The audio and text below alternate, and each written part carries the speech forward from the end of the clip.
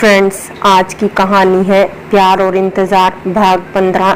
पिछले भाग में आपने पढ़ा सुमन के परिवार के सभी लोग शांति देवी को देखने आए, पर उसकी बेरुखी देखकर चले गए और अपने परिचित के घर पर गए।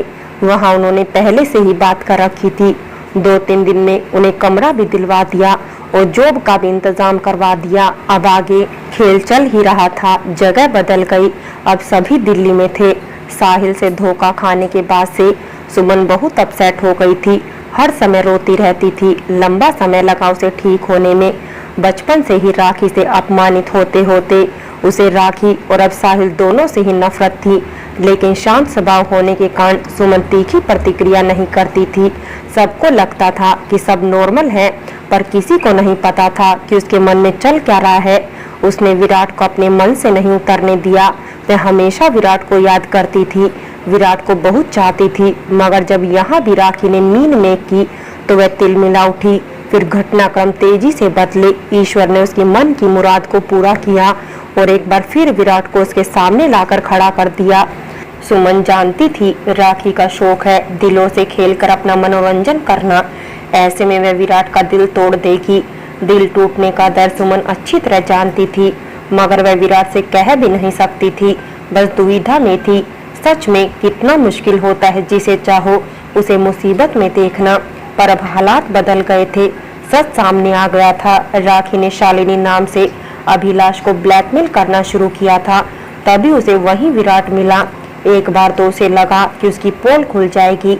दूसरा, साहिल को जब उसके एक और नए प्रेम के बारे में पता चलेगा तो उसे संभालना मुश्किल हो जाएगा। राखी को पता था कि सुमन विराट को चाहती है, इसलिए उसने विराट को अपने ढंग से इस्तेमाल किया। अपना पीछा भी छुड़ाया, सुमन को भी झटका दिया और अपने मकसद के लिए उसने साहिल के साथ मिलकर साजिश करके विराट को जेल तक पहुंचा दिया। स्वार्थ के आगे वह यह भी भूल गई कि विराट ने उसकी जान बचाई थी और उसका वह सॉफ्ट कॉर्नर भी गुम हो गया था। ऑफिस में उसने शालिनी बनकर विराट को नहीं पहचाना और सरपट निकल गई। फिर उसने साहिल को बताया कि एक पागल पीछे पड़ा है। उधर साहिल 10-12 लाख के चक्कर में पड़ा था। वह आखिरी बार रुपए चाहता था। उसने योजना बनाई कि अभिलाष से रुपए मांगे जाए, पर वह देगा कहां से। तो वह चोरी करके रुपए दे और चोरी विराट पर लगा दी जाए।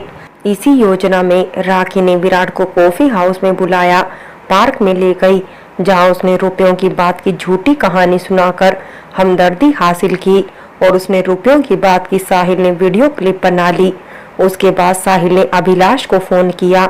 अभिलाष ने फोन रिसीव किया और 12 लाख रुपए की डिमांड सुनते ही उसका पारा चढ़ गया। उसने क्रोधित होते हुए कहा, क्या यहाँ रुपयों का खजाना है? तुमने मुझे कहीं का नहीं छोड़ा। मैं कर्जदार हो गया हूँ। अब तो मुझे कहीं से कर्ज भी नहीं मिलेगा। अरे रुको तो सही, तुम्हें तरकीब बताता हूँ। तुम्हारे ऑफिस में स्टोर कीपर है विराट। तुम उसे लंच टाइम के समय अपने रूम में बुलाना और तुम रुपए निकाल लेना। बस नाम तुम्हारा नहीं होगा। आज शाम को रुपए चाहिए मुझे। इसके बाद मैं तुमसे कभी रुपए नहीं मांगूंगा। यह तो तुम हमेशा कहते हो। नहीं, इस बार मैं सच कहता हूँ। कहकर फोन कट गया। अभिलाष का दिमाग अब छन्ना गया करने के लिए। इससे तो अच्छा है मैं डूब मरूं। मेरी कितनी इज्जत रह जाएगी जब यह बात खुलेगी। मन में आत्महत्या का विचार पक्का हो गया। उसने सोच लिया कि वह बिल्डिंग से कूदकर आत्महत्या कर लेगा। फिर उसके दिमाग ने पलटा खाया। उसने कल्पना की वह मर गया है। उसकी लाश के पास लोग जमा हैं और थू-थू कर रहे हैं। उसकी सारी हेरा फेरी खुल गई और उसके बेटे बेटी और पत्नी दयनीय हालत में रो रहे हैं और लोग उन्हें घृणा भरी दृष्टि से देख रहे हैं। अभिलाष ने अपने सर को झटका। अपनी वास्तविक दुनिया में आया। मन ही मन में साहिल पर गालियों का भंडार खोल दिया। उसका गुस्सा बढ़ता ही जा रहा था।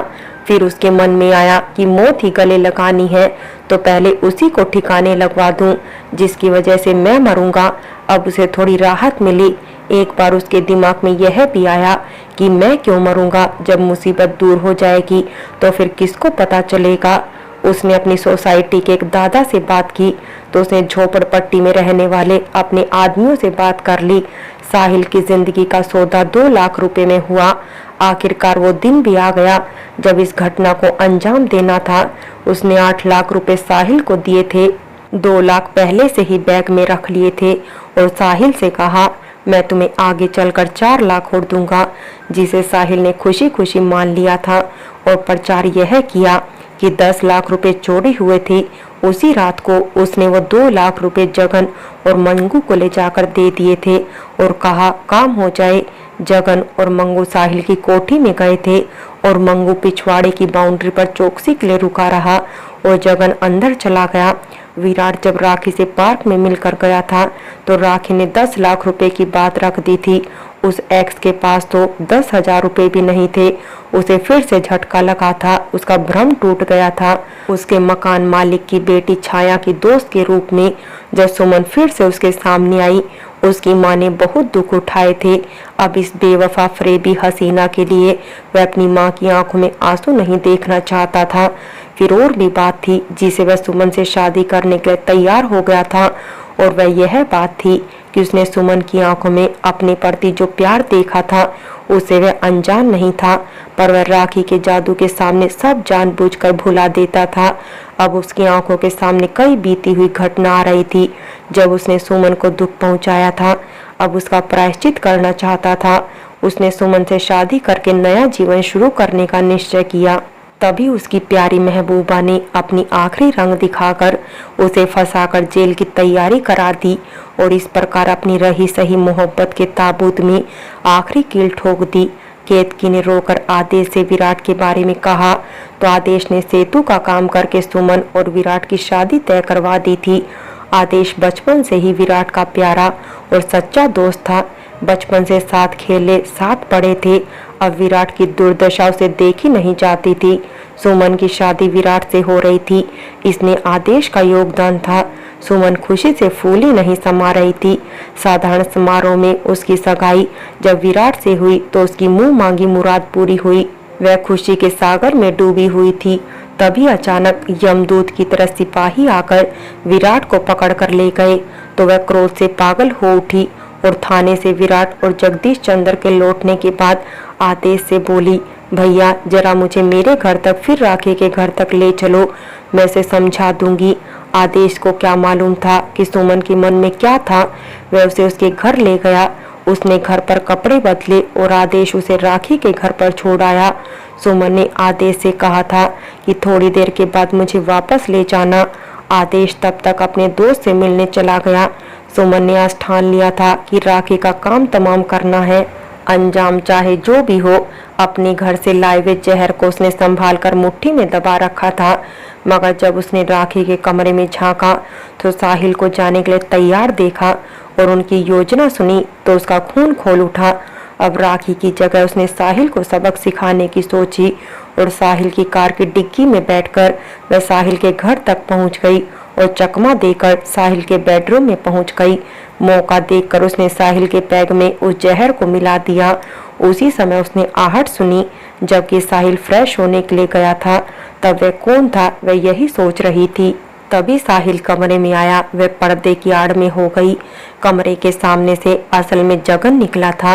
वह साहिल के कमरे के बारे में आश्वस्त होना चाहता था कि यह पक्का पता कर ले कि साहिल किस कमरे में है। साहिल के कमरे के सामने से आहट से साहिल उसके पीछे पता लगाने गया कि बाहर कौन है। उसके पीछे पीछे सुमन भी निकल गई। वह पहले आती रहती थी, इसीलिए उसका चप्पा चप्पा जाना पहचाना हुआ था। वह तीर की तरह चुपके चुपके भागती हुई निकल गई। काम तो उसका हो चुका था। इधर जगन कमरा देखता हुआ आगे निकल गया। साहिल ने देखा तो उसे कोई दिखाई नहीं दिया और वह वापस लौट आया। उसी के पीछे जगन हो लिया।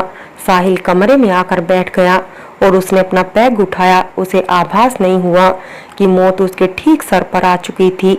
जगन ने अचानक हमला किया और तार से उसका गला घोट दिया। साहिल के हाथ से पैग छूटकर कालीन पर गिरा और जहरीला पॉइजन कालीन में जब्त हो गया। जगन आश्वस्त हो गया कि साहिल मर चुका है तो फिर उसने तसल्ली से हाथ झाड़े और पिछवाड़े की तरफ भाग गया जहां मंगू भी मौजूद था। दोनों ही वहां से भाग गए। सुमन जब अपनी समझ से साहिल का काम तमाम करके निकली तो वह सड़क पर आई। आदेश उसी को तलाश रहा था। वह उसे बाइक पर बैठाकर चला गया। सुमन ने उसे कहा कि वह उसे सुमन के घर पर ले जाए। आदेश ने उसे सुमन के घर पर छोड़ दिया। इस बीच में सुमन को ढूंढने सभी सुमन के घर पर भी गए थे। सुमन ने जल्दी में दरवाजा बंद नहीं किया था।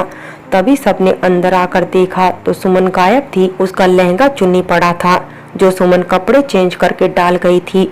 दोबारा जब सब उसे ढूंढने आए तो सुमन आ चुकी थी और दरवाजा अंदर से बंद था, मगर उसने किसी को कुछ भी नहीं बताया। जब विजय राज ने बताया कि सुमन को साहिल की हत्या के आरोप में गिरफ्तार करने जा रहा हूँ तो सबको पता चला